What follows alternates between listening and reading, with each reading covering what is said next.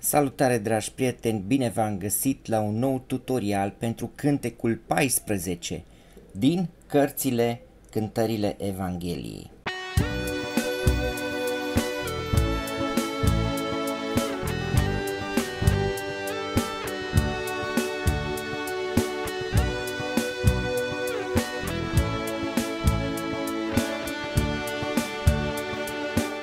Este un cântec scris în gama Do major, în măsura de 3/4.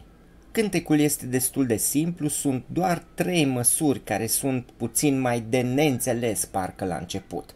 Dar aceste 3 măsuri le vom studia separat. Haideți să facem la început melodia.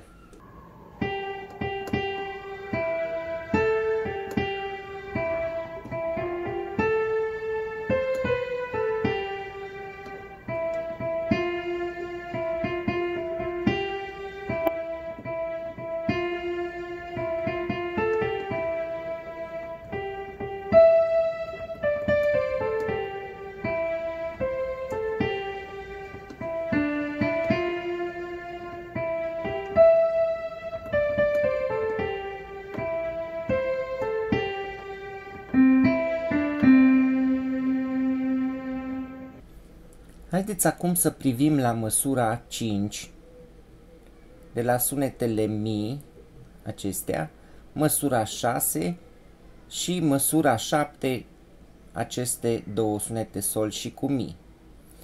Această bucată sau această secțiune este puțin mai de neînțeles la început când vom studia acest cântec, de aceea trebuie să o studiem separat.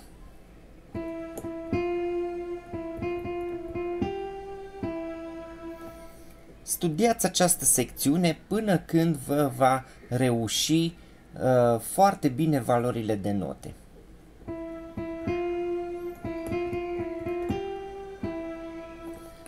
Apoi, dacă vom privi de la măsura 7, de la sunetele mi, apoi măsura 8 și măsura 9, doar sunetul mi, și aici este o parte puțin mai de neînțeles, dar și această secțiune sau această bucată, haideți să o facem.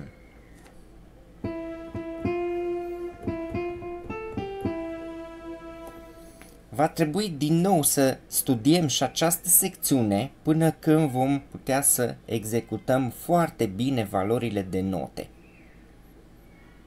Restul cântecului este destul de simplu. Haideți să facem acum și cu mâna stângă, dar la mâna stângă vom face doar notele din acord.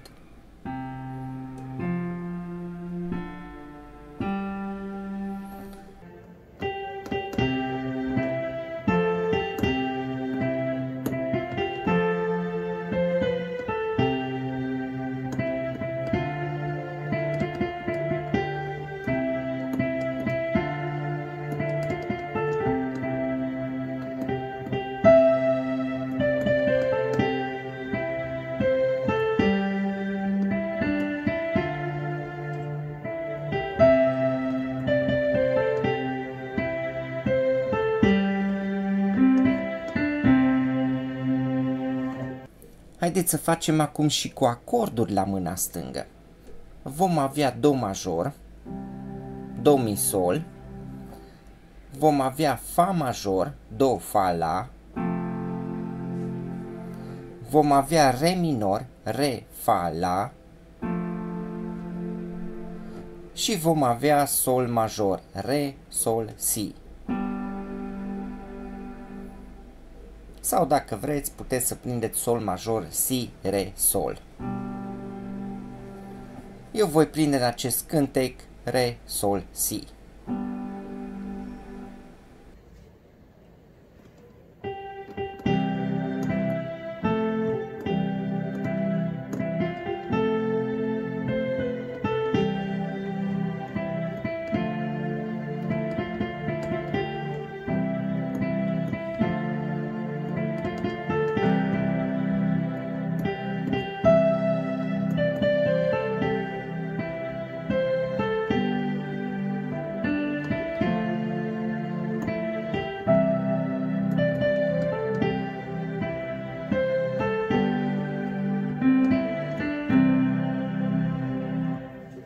Vă doresc mult succes în studierea acestui cântec și Dumnezeu să vă binecuvânteze.